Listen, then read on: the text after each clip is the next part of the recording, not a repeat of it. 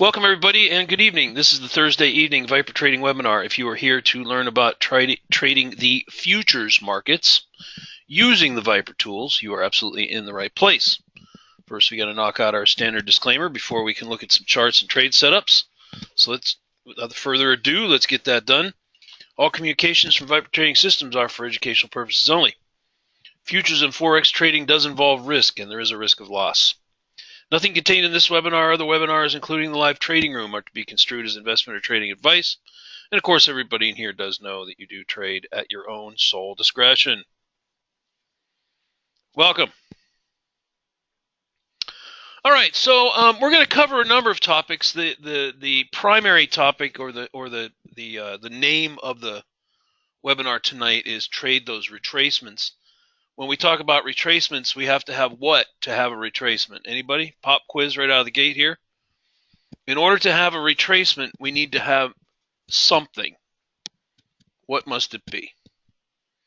Something must be in place in order for there to be a retracement. I'll give you a hint. Starts with a T. That should narrow it down for you. Yeah, you need a trend. You need a trend. So when we say the term retracement, we are talking about pullbacks in a trend. So without further ado, let's get over to the Russell chart. I really love the Russell. It's really such a smooth little instrument lately. If you haven't traded RTY, and you're just starting to look at instruments, I'd put it kind of from a volatility standpoint, with ES being sort of the slowest and lowest volatility. It's like a little creeper. Sleeper sometimes gets in those choppy ranges. And with, I would say, NASDAQ and or YM being the highest volatility, big spikes, large runs, RTY is somewhere in the middle. It's a little faster and it moves more than ES, but it's not quite as whippy and volatile as NASDAQ and YM. So that's why it's kind of a go-to instrument for me in the mornings. If you're brand new here or you're just visiting this week, let me just quickly orient you as to what you are looking at. We are at Viper here. We trade intraday movement of the futures markets.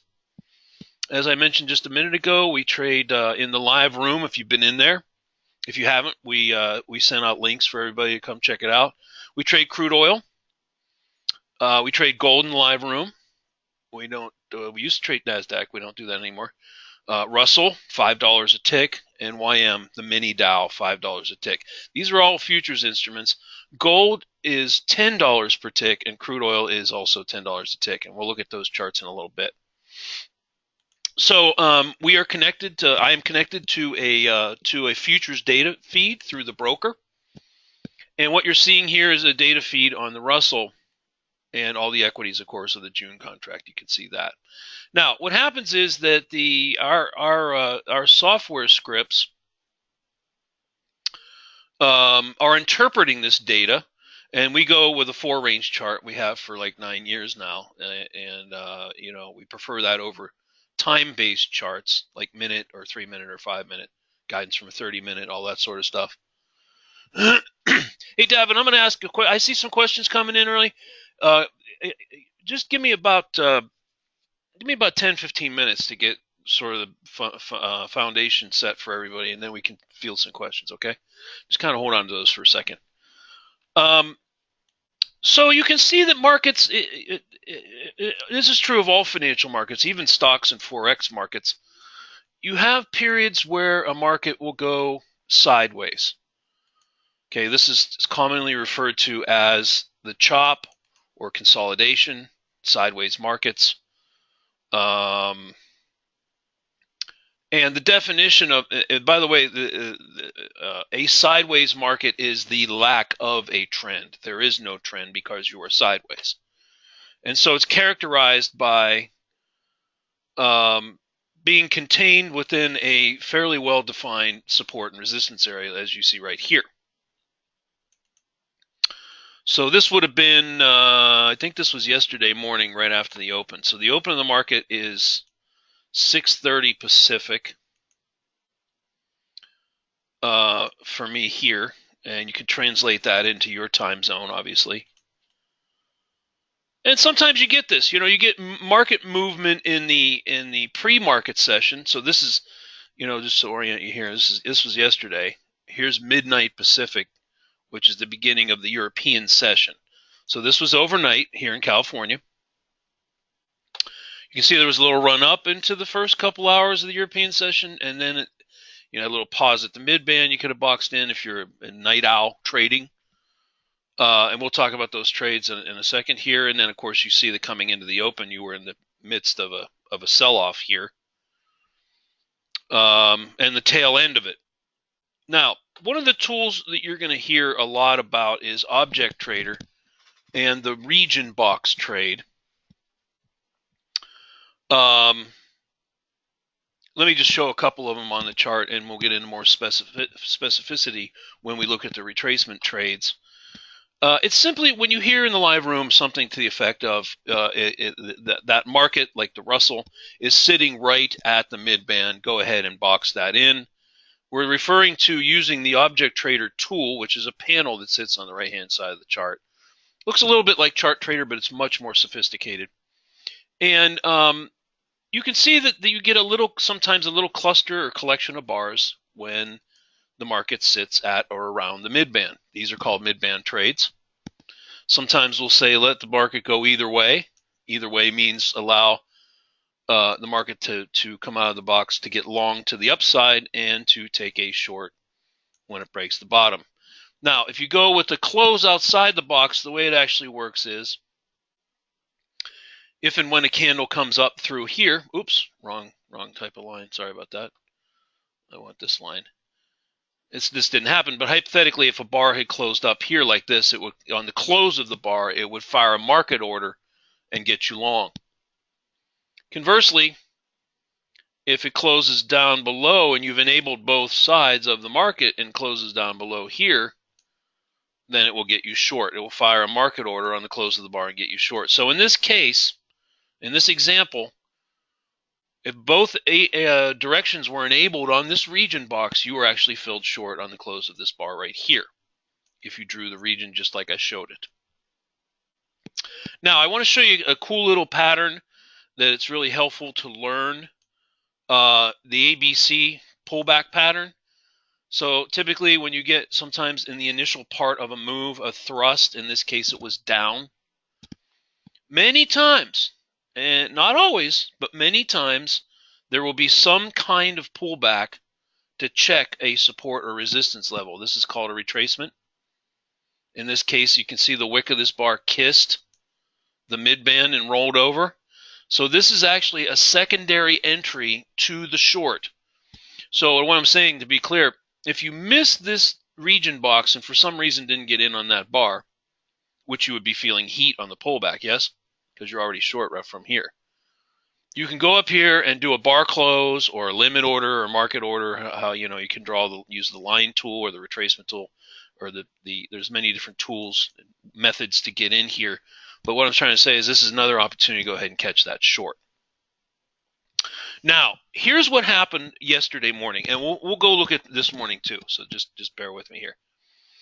Notice that within a couple of 3 minutes of the market open here in California, you get an exhaustion spike. This happens a lot.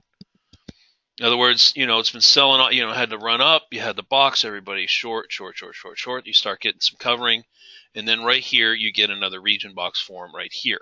Now, at the time this formed, I'm trying to remember in the room from yesterday, I want to say that we let it go either way.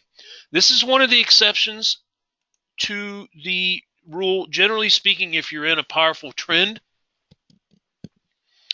and it comes to the mid-band, in most cases, you're going to want to enable it in the direction of the trend only.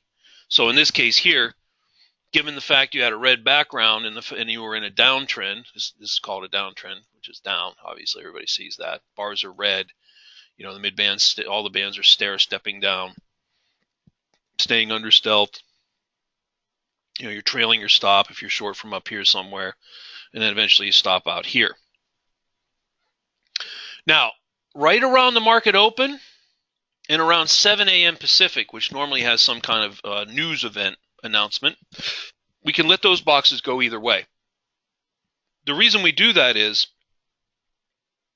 it's not necessarily the case that right at the open or at a news event that the market is going to continue its move. Now, it could.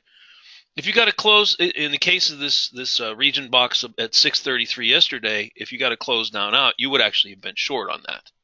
But you can see here that these bars closed to the upside outside the box. And OT would fire a market order and get long and close that one of these bars right here. Okay. Now, notice that after we got the long trade out of the region box, that we started to go into some form of consolidation. Now, you might say, we get this kind of comment all the time. Well, the armchair quarterback, Charles, you're looking back from yesterday, and it's easy to see that you were in a range. Hindsight's 2020, blah blah blah. All right, I hear you. Now let's do a quick exercise. Let me take this off and pretend we don't know. I'm going to advance this chart and pretend we're looking at it yesterday in real time, and you tell me by typing in an R for a range when you think we are in a range. Okay? Let me take this back. You ready? All right, I'm going to advance the chart like we're looking at it together yesterday morning, and you tell me at what point do you think we're actually in a range. Here we go.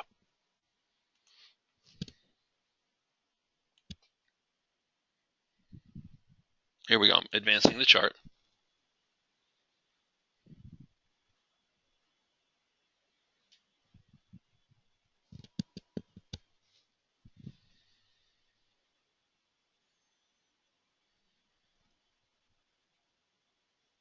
You're typing in an R, the letter R, when you think that we are range bound. Okay? I'm going to blow this up a little bit for you. When you think we're in a range, you type in the letter R. Is this thing on? Can anybody hear me? You guys still there? Hello? Okay. All right, good.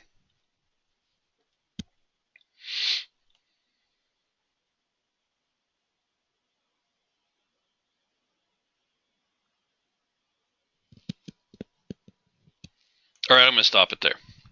Okay, so here's the rules on how this works. Now, what happens is that you have to look at, and you can turn your predictors on. It helps. See the predictors? Those paint in real time, those sort of oval support resistance areas. So what you do, and this is really helpful at the open, okay?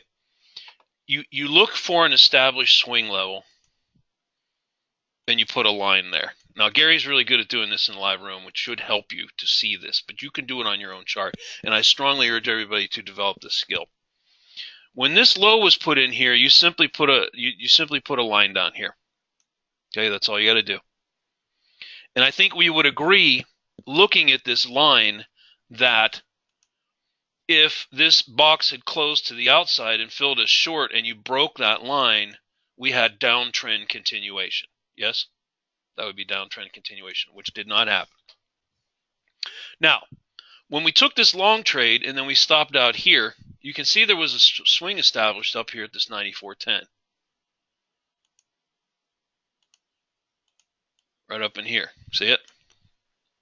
Now, with your support and resistance levels identified, how would we know that we're in a range? Conversely, how would you know that you're not in a range? Well, let's look at it. Let's look at this. Let's do this little quick exercise. Does this swing right here come down and break the support and continue a downtrend? Right here. This swing right here. Nope. All right. How about this swing right here? Is that taking this out and giving us like an uptrend? Is this giving us an uptrend? Are we breaking through here to the up? Is this we stair stepping up like in an uptrend? Is that happening right here? So what it comes down to, this is really simple, and this is how you do this in real time on your own charts. And I suggest you practice this because identifying ranges quickly can be a very, very helpful skill set in terms of your trading. It takes 3 points. it takes at least 3 points for a range to be established. So arguably, you had this swing here, you had that swing there, and when you came down and formed that swing right there, that established the range. There's really 2 support levels, and there's 1 resistance level at this point, right? So what I'm saying, to be explicitly clear about this, as long as this market remains between these 2 lines, or for that matter, between these 2 lines, you are said to be range bound. There is a lack of a trend, and so we are not trading retracements. Now, depending on the size of the range, if the range is very large, like 30 to 50 ticks, there is an occasion where you can trade the mid-band boxes, continue to trade those, much like you would do here and over there and right here. However, there has to be at least 10 to 15 ticks or more distance between where you would get filled and where the nearest support and resistance levels are. So this is at the very minimal.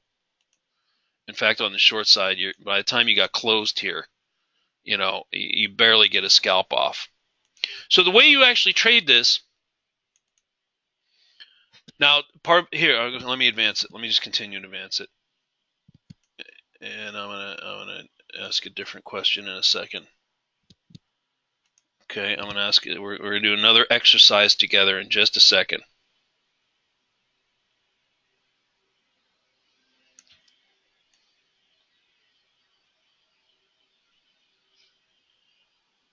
Okay, are you ready? Now I'm gonna advance this chart, and when you think that it's broken out of this range, you type in a B, signifying that the market has broken out. Ready? Here we go.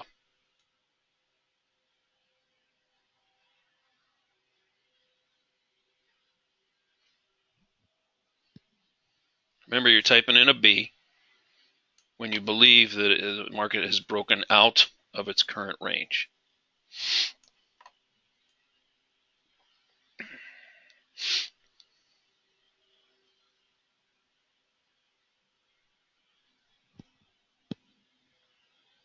Okay, well now we're at 7 o'clock in the morning. The market's been open about a half an hour or so.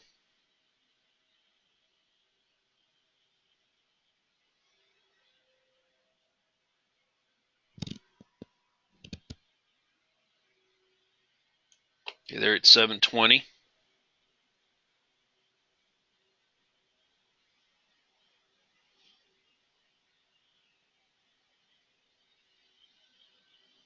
Remember, you're typing in a B when you believe that the market has broken out of its current range.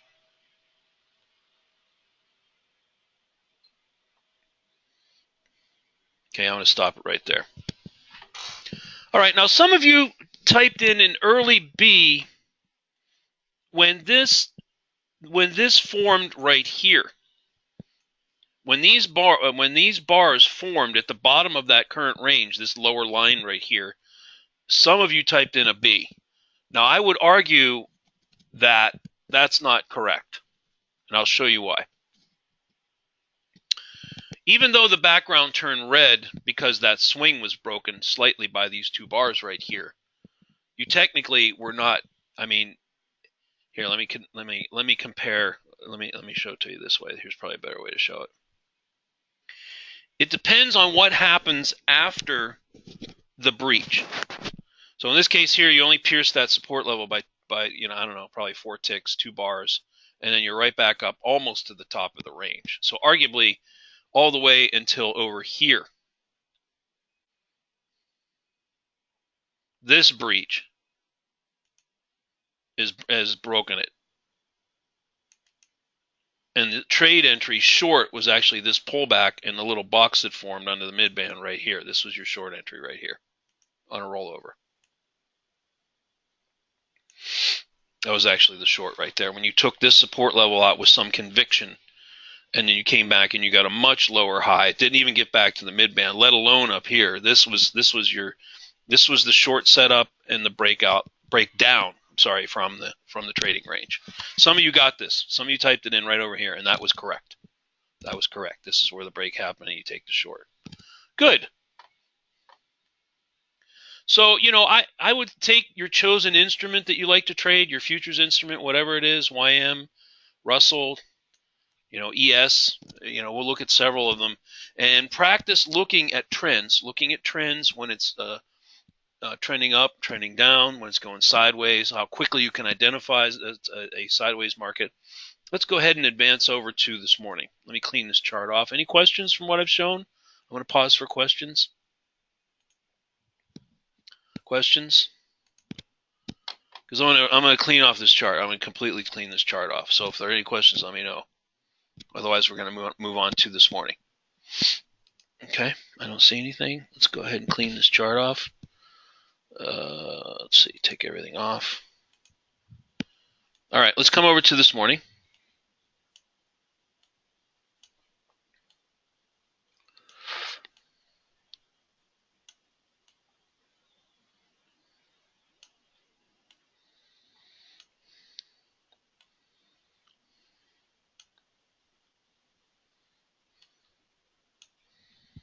All right, so I'm going to set us up so we're in the pre-market session here.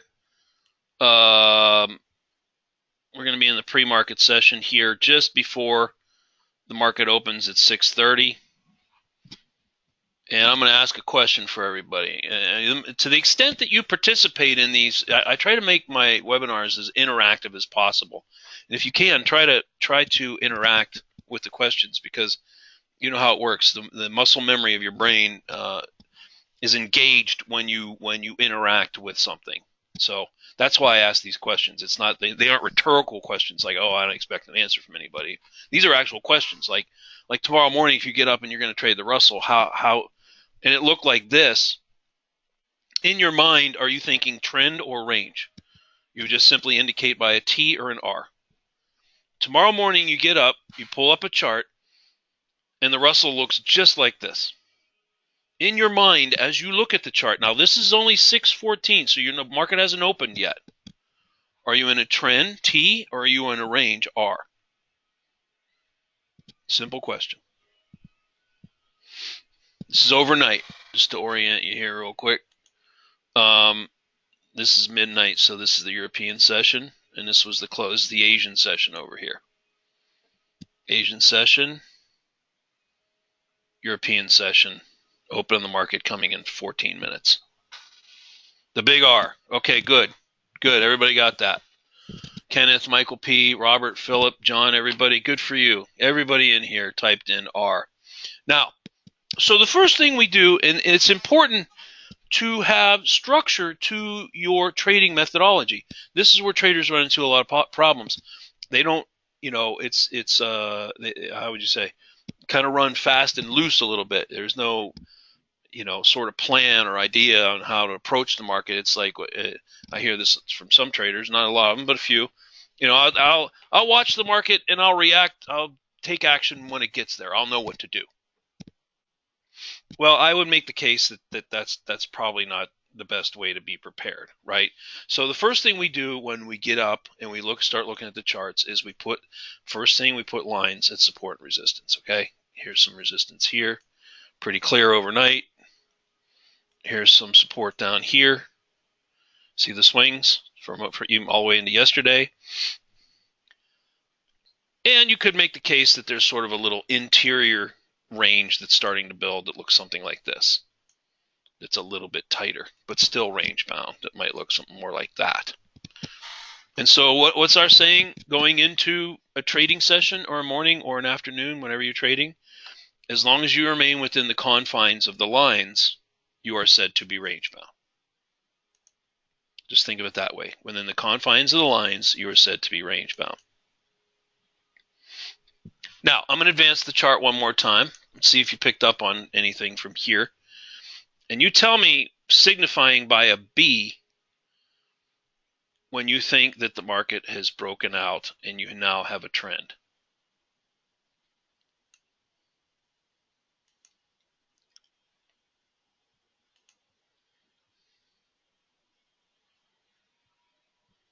Okay, are you ready?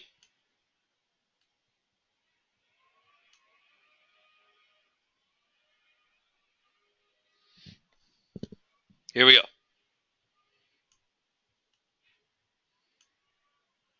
All right, I'm going to start moving forward. We're at 6:30. Okay, here we are.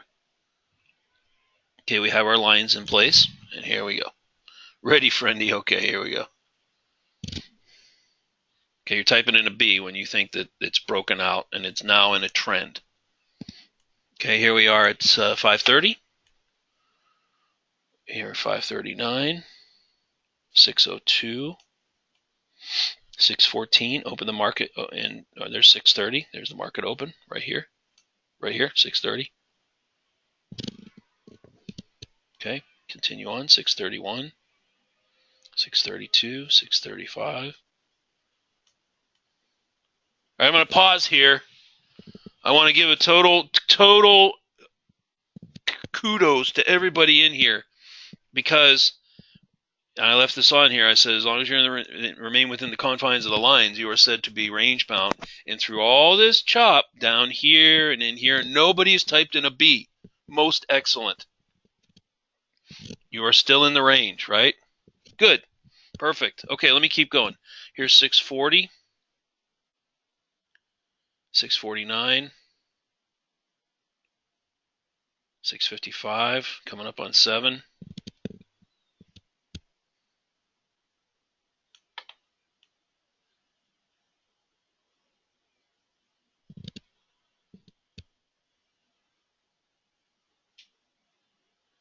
There's 723,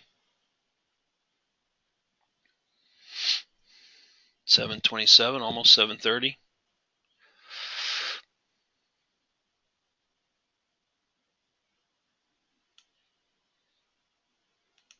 All right. Pause it for a second. Blow the bars up a little bit here. Everybody can get a better feel for what's going on. There's 741.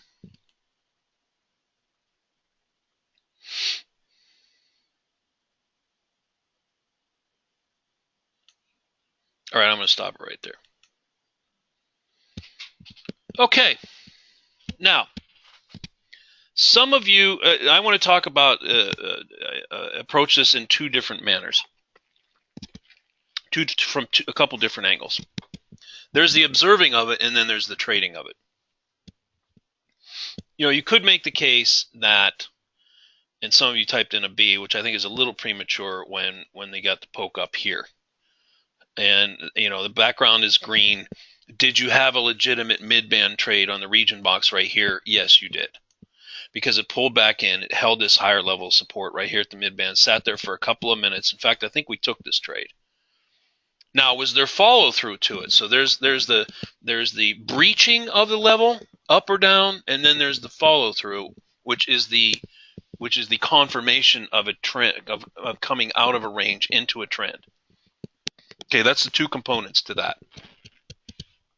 In this case here, you did have a long trade. Didn't really get much out of it, maybe 20 ticks if you're lucky. Now, let's look at what happened here. Now, at the time that this little region box formed right here, you probably just enabled long side only, because at the time that box formed, see, this is what it looked like. This is what the market looked like. Let me blow it up. So at this point, you could say, well, you know, Charles, I'm seeing kind of a set of higher lows and higher highs, and the background is green. We poked through this top up here. I think we're heading up. So I would only take longs at this point out of this box. So let's see if there was follow through to the upside. No, it went the other way. In fact, if you had enabled both sides of it, you would have actually been short on that bar right there. Comes back down into the range. So that's right. There's no follow through, Brian. That's the key. So we have a break up or a break down. And when that occurs, in order for trend continuation to occur, it has to continue to get a higher low or a lower high in the case of a downtrend, and then do that. Now I'm going to advance it, and you tell me when you think you see that. Okay? excuse me, come down to close to the bottom of the current trading range right here, slightly higher low. Come back. Excuse me, my apologies. A little sleepy. Gotta drink some espresso and wake up here. There's your next region box. Almost exactly at the same place that this one was. Now you're at almost 730. You're at 726. And and I believe we set this up in the room to let it go either way, because you can see when it formed, we're still in the range, okay? And you could make the case that there's sufficient meat on the bone to take a long and at least get up to here, right? You see that? And if you did get the short, you could probably get at least follow through to down here to get a more than a scalp and possibly a runner if it breaks. So this is a case for you to enable both sides. Everybody see that? Both sides. Both sides. All right, so it comes, come on, what's going on, chart? You're long with a market order on the close of this bar right here, coming out of the region box. By the way, the other ways to get in here, if you don't want to put, if you're learning object trader and you want to get in and trade, you could put limit orders in here. You put a buy limit order in right there, and the close on the bar would still get you in, and you put a sell limit order in right here. If you didn't have time to do that, or a region box, and you see it breaking, it's not optimal to do this, but you could put a market order in, and you'd be filled in here too. So there's different ways to get in. The region box isn't the only way to get in. It's the preferred way, because the object trader tool will put the targets and stops in and manage it for you, as opposed to just a sort of a naked limit order. Now you've got to put targets in and stops and manage the whole trade yourself. So it's really advantageous to try to learn object trader. That's really what it comes down to. All right, so you're filled long. I was filled long. I think Gary took this trade. Anybody else take this trade? Russell, get long in here. Anybody else take the Russell long in here? Maybe trading it. I see a couple you did. Cool. Now here's that little ABC pattern we talked about. See it? We poke up to resistance. Take it out just a little bit. We pull back almost to where we got in. You're gonna love these patterns, man. I'm telling you, if you learn the region box at the midband and these little ABC patterns like this, that will put money in your trading count. It definitely will. It definitely will put money. So even what I'm saying is even if you missed this region box at the midband because you were concerned about getting long there, you had another pullback to get in right here. See how it pulls right back, get you in almost exactly pretty close to where the original breakout was. You can add there too, Mario. That's another thing you can do. Absolutely. If you're already long from another level, if you bought support at the bottom of the current trading range, you could actually be long from down here. You're definitely long out of the region box, and you could add here. Yes, that's if you're already in it. Absolutely. Yeah, the pullback here. So A, B, C. The pullback, the retracement in the direction of the trend, which is up. In that other case we did earlier, it was down. Remember, did a spike down, came back up, kissed the midband, wicked it, and then rolled over.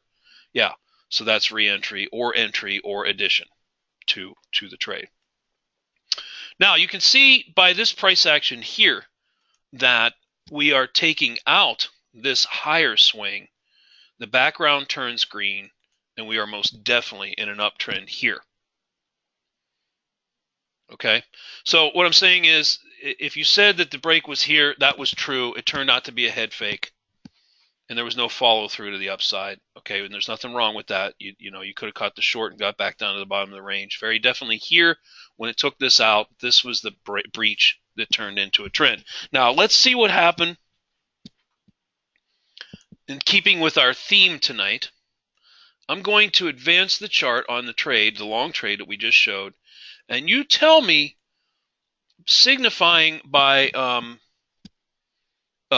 typing in PB or E for entry on a pullback, when you think there's another chance to get in on a retrace. So I'm going to advance the chart. Yeah, over here, Robert. Let me come back here. By the time you've reached this point here, where you've had a series of higher lows, you've taken this swing out completely, and you are heading up. The background has turned green, and can you see over here? I don't know if you can see this. That the mid band. So what happens is this. Let me back up a second. Sometimes the market is like, how do you say it? Leaves you breadcrumbs. There's clues to what the market is doing. And your ability to see those clues in real time are really going to help your trading a lot. What do I mean by that? Well, in the case here, let me come back over here to help. Okay, so we have our support and resistance lines, right, in the range. But what else can you note? What else? Okay, I'm looking in this area right here in the middle. What might be going on in here? What other kinds of things could be happening to also tell you that you're in a range, that you're sideways? What else is going on there? Any ideas as you look at it? Let me help you out with the pointer a little bit here. I'll help you right here. Mario got it. What else is going on here? I'll help you out with my little cursor.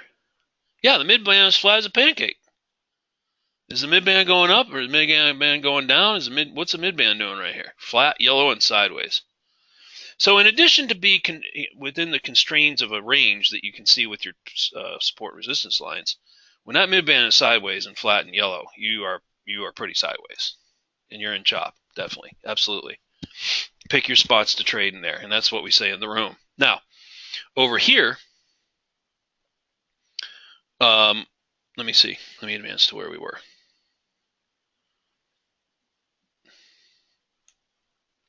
You had some clues here that the break was probably at some point going to be up. Notice that you have a mid-band moving up here, even though it came back with a deep retrace. And you have a mid-band moving up over here, like that. Background turns green. Swings are taken out to the upside. Bars are predominantly blue. You have a green stealth. This little snaky kind of green line is in here. You're staying above, different lines here. Now you're very definitely in an uptrend, and from this point forward, you're only looking at taking longs. The uptrend is now confirmed. You've broken out to the upside, and all the signals are long only from this point forward. So you're at 7:40 a.m. Pacific. Now here we're going to do. When you see another potential entry, okay, I'm going to advance the chart in real time. You type in an E. Everybody ready? Okay, here we go. There's another exercise for you. Okay, here we are at 737, 740. Get to start advancing the chart. There's 40, 741. Remember, you're typing in an E for entry when you think that if you're not already long from here, there's another chance to get in. You're not long yet. You're looking to get in, and you're typing an E for entry. Here we go.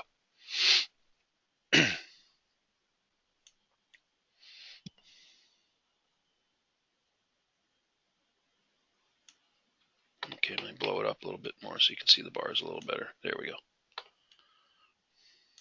Okay, advancing it.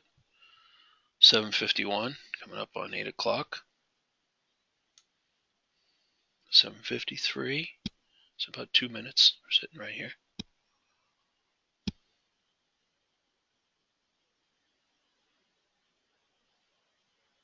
Okay, we're watching this together. Let's pretend it's tomorrow morning. It looks like this.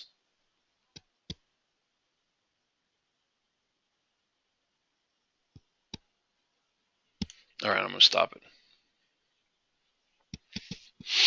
Okay, and I've shown this probably a 1,000 times over the past 9 years, but it is a concept that sometimes for some people is really hard to learn. So you have different types of retraces when you get into these trends like this. Okay, you have what's called the shallow retrace, And the definition of a shallow retrace is that it has to pierce the stealth line and line 6 in the case of an uptrend, which is this line right here. That's called line 6 in an uptrend, right? So you have the mid band, you have 1, 2, 3, 4 bands above it. This line here is called line 6. So on a retracement in an uptrend, the stealth line, snaky green line, and line 6 have to be pierced, which happens right here. This is the shallowest of retracements that is in our training that we teach to get in on a pullback. It's not much of a pullback, but you at least broken in a powerful uptrend, you're not going to get a lot of big pullbacks. Question coming in, 740. I think you're asking 740. No. Well, okay. Let me be clear about this. I don't want to confuse anybody. Okay, this would not qualify as an acceptable pullback because it didn't breach line 6. Likewise, this would not be acceptable. If you just break stealth and you've only pulled back maybe 4, 5, 6 ticks off the swing, that's not deep enough. It's got to at least break line 6. That's the minimum, and stealth. Yeah. Now this one here is marginal. This one here is marginal. I mean, you could make the case that you had a couple of bars close below line 6. So if you missed this one, could you gotten in here? Yes. These ones right here, no. You don't close below line 6. You don't close line 6, below line 6, line 6. It never looks back after this. I mean, it just runs up, straight up, like, I don't know, 80 ticks. You know, and could you jump in on one of these pullbacks if you just want it and you see the thing is going up? There was one other thing, as I recall, that was helping with us taking longs here. Does anybody remember what it was? What else? What was going on in the other markets that would have helped us think that the Russell was eventually going to follow suit? Anybody remember? What was going on in the other markets that helped us understand that this was probably going to go this direction at some point? All the others were going up. That's right, Robert. John, Mario, Dave, Toby, you remember? That's right. YM was running like a big dog. ES was heading up. NASI had already run, I don't know, 40, 50 ticks. When Russell is dinking around here, getting ready to break. Here, you know what? Let's mark this time, and we'll see what we're talking about here. We're talking about between like 726 and 735 when it broke.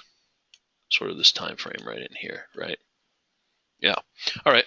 For the heck of it, let's go take a look at the other markets.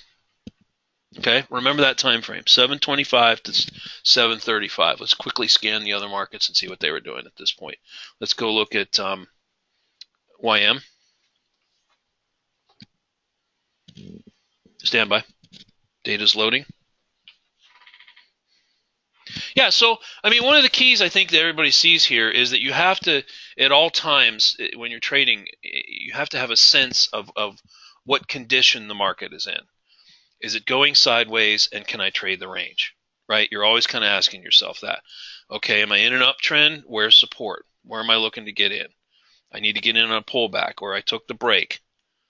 If it's selling off and a big sell-off and a big downtrend, okay, I need a pullback to around a mid-band or a shallow or deep pullback. I need something to get in there, right?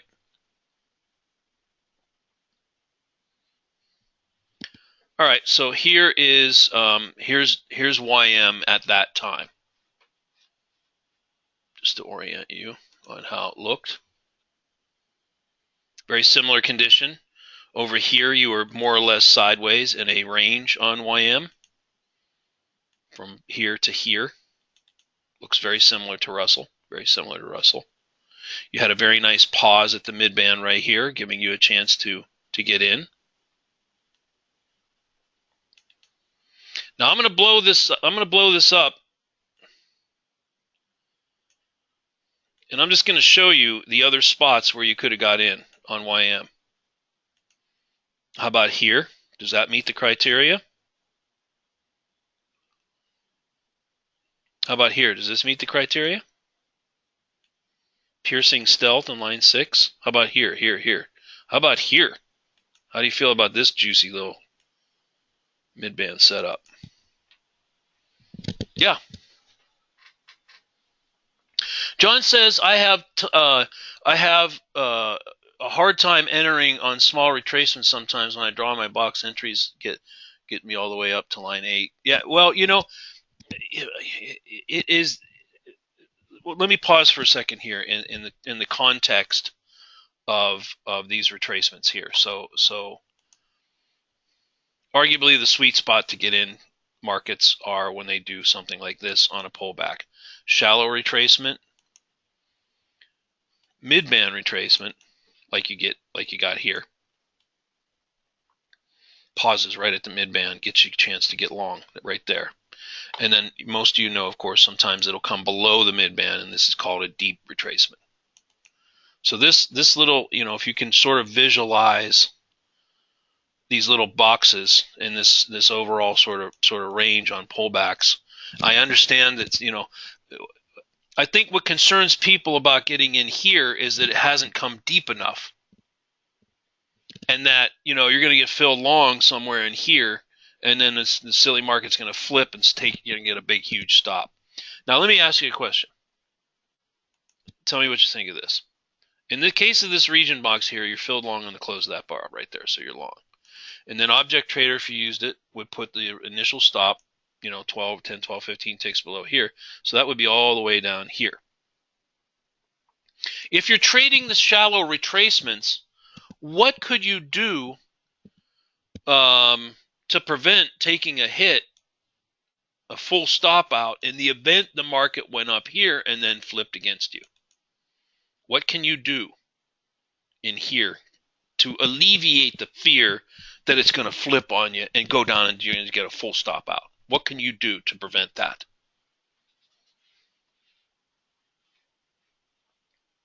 Follow along, everybody. This is important. This is an important point. I see all manner of questions coming in. I'll circle back and I'll answer some of those. I'll circle back and answer some of those. But keep on topic here. That's going to help you. Follow along on the topics here. That's how you learn something. Yeah, you pull your stop up. Where would you put your stop? You don't need to be way down here. No. Get it up here. And then I would submit to you that when it cleared this swing right here and you got your scalp trade off at 8 or 10 or 10, you know, 9 or 10 ticks or whatever you had it set at, you take, and we've shown this 1,000 times, you take this initial stop to within 2 ticks of your entry and you have the free trade. So even this pullback here didn't take you out, and you're trailing your stop up. Good. I would strongly urge everybody to practice this with your chosen instrument, especially on shallow pullbacks. You can do the same thing here on this mid-band one. You're filled long on the close of this bar, probably right here on that one right there. This was like 8:02. We probably had the room closed by that point, but you could have taken it. You know, your initial stop is 12 or 15 ticks all the way down here. You just drag that baby up. You drag it up. You drag it up to here when you're filled, and then you pop all the way to the top and take your scalpy off and start to trail. Now you have a free trade. But let's go back to the reason we came over to YM in the first place, which was what was going on between 725 and 735, 736-ish. 725 is here, and 735, 736 is all the way over here. So this is what I was trying to say. Most of you know I trade all 4 equities, right? I have ES, I have YM, I have NASDAQ, and I have Russell. And I have them all on 4 enormous screens. So I get a very clear picture about what's going on. And YM did lead the party. That's right, John. Sometimes you don't know. Sometimes it's NASDAQ. Let's go take a look at what Spazzy Nazi was doing at that time. We'll circle to ES, and then we'll come back to Russell and get ready to wrap up. Let's go to Spazzy Nazi. Look at the same time frame. As I recall, it was up. I think it led YM. So those two tend to, if you're not trading those charts and you want to get a heads up on what the market might do, and it's not always true. Sometimes, like the other day, 2 days ago, we had the Russell was completely divergent. The other markets are, I can't remember. I think they're running down. They're selling off like big dogs, and Russell was still going up for some reason. I mean, it happens. Doesn't happen a lot, but it does. In trading, nothing's ever 100%. You can just try to up your odds, follow what the markets are telling you. Hold on, the data's still loading on YM. Oh, NASDAQ, I'm sorry. Yeah, here we go. Okay, let's go back and look at that morning move real quick here. We were, as I recall, 630. Let me go back. We got a lot of bars on Nazi. That's a spazzy little thing. By the way, we call it spazzy Nazi because sometimes there's a lot of algorithms running in there. And I'm gonna sort of contrast the price action on NASDAQ with what was going on in the other markets. What was that time frame again? Was it 7 o'clock? I'm trying to remember what it was. Was it 7:24, 7:25 to? Was it 6:25 or 7:25? My apologies, everybody. I didn't keep the same chart up.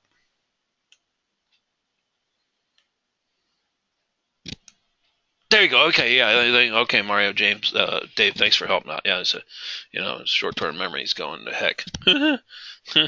Okay, all right. So here's NASDAQ at this same time that we're talking about. Similar price pattern in the fact that we were coming out of a range. Now you see this range? That's pretty daunting. There's a lot of bars shooting around all over the place, right? Now the background was green, so if you were trading this range, you were buying support and taking coin at the top, buying support, coin at the top, support, coin at the top, etc., etc., etc. You could make the case there was a box here, bias to the upside, filled long on that bar right there, and there was another pullback to get long right in here. See how it's broke stealth line, broke line 6, almost to the mid-band, and then you had another one right here. There were several entries long on NASDAQ opportunities to catch this move up. One here, and arguably one here. Now let's go back to our vertical lines. 725 is here. 735, 736 is over here. So you can see that by the time that you reach this point right here, that NASDAQ was strongly in an uptrend, right? YM was strongly in an uptrend. Russell was dinking around there, right? Dinking around the mid-band. So you had a clear indication, and this is where looking at other markets can help you sometime to understand what direction it's going to resolve itself to. In this case, it was up with a strong, powerful uptrend. Did anybody want to look at ES? Just a quick show of hands. Anybody trade ES in here? Any ES traders? I've started to make a few calls on ES in the live room. I never used to do that, but I'm starting to do it because there's a lot of people who trade it, and I never knew that before. I've traded it for a while, but I didn't know other people traded it. Should I continue to do that? Weldon, Kenneth, John, Mario, Philip, Dave. Wow, a lot of people. Brian. Dang, okay. Well, if it's helpful, I'll continue to do that. When I see ES support resistance levels, and I'm in a trade, long or short, I'll continue to call those out in the room, if you're watching it. Now look at ES. I'm going to show you this chart, and you're going to see how starkly different this chart looks than the other equities. All right, let me get you oriented here real quick. Let's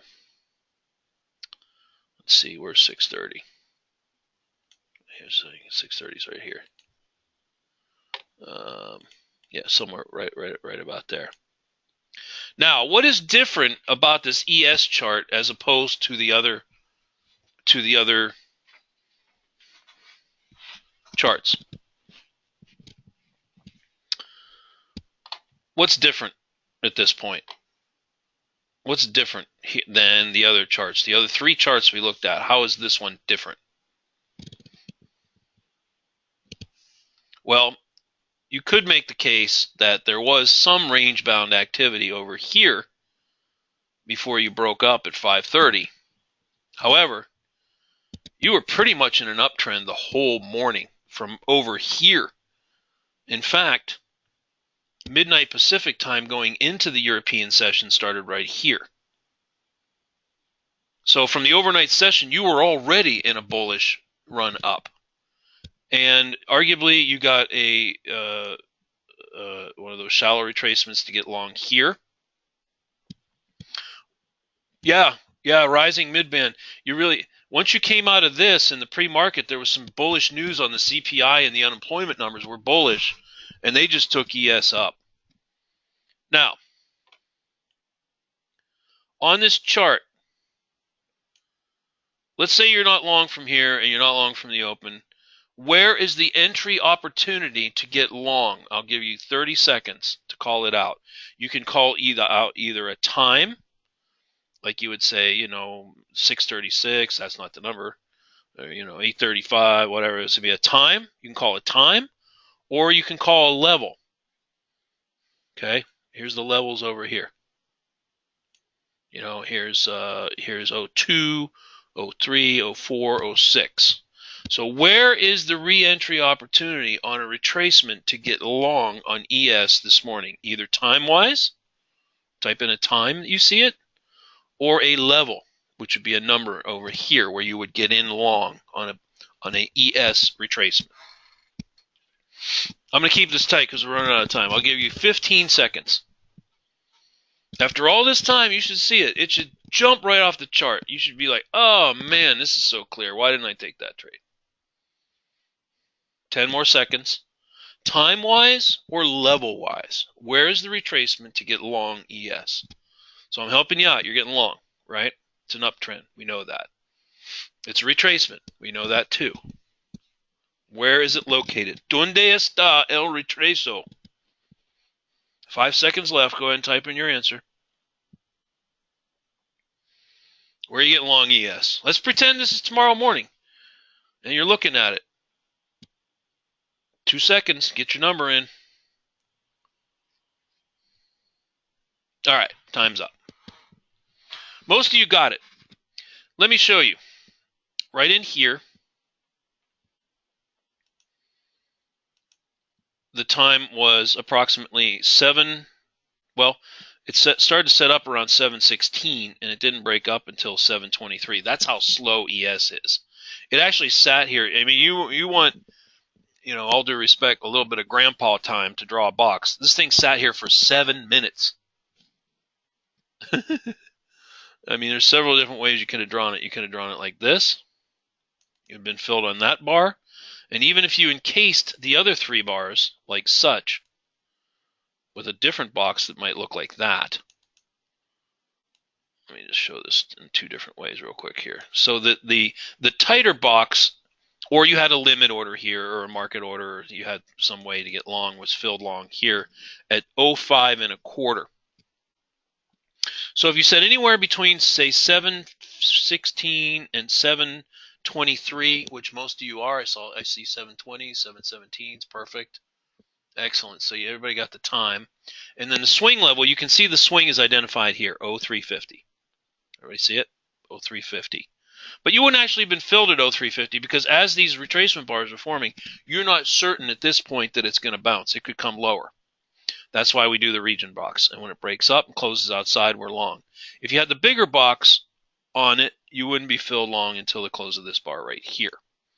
And that level would have been all the way up maybe at 06 3/4, something like that. 06, almost 07. This would have got you in at like 0550. Excellent. Everybody gets a gold star for that one. Perfect. Well, you know what? It takes a little practice to see the retracements. In order for retracements to work, you have to be in a trend. Okay, that's the main thing takeaway is you got to be in a trend. It's got to be trend up, trend down. It doesn't matter. It has to be a trend to get a retracement because retracements aren't valid in a range. In a range, you are in a range. That's not a trend, so there are no retracements. You're either buying support or selling resistance. Okay, that's the conclusion of this. Any final questions?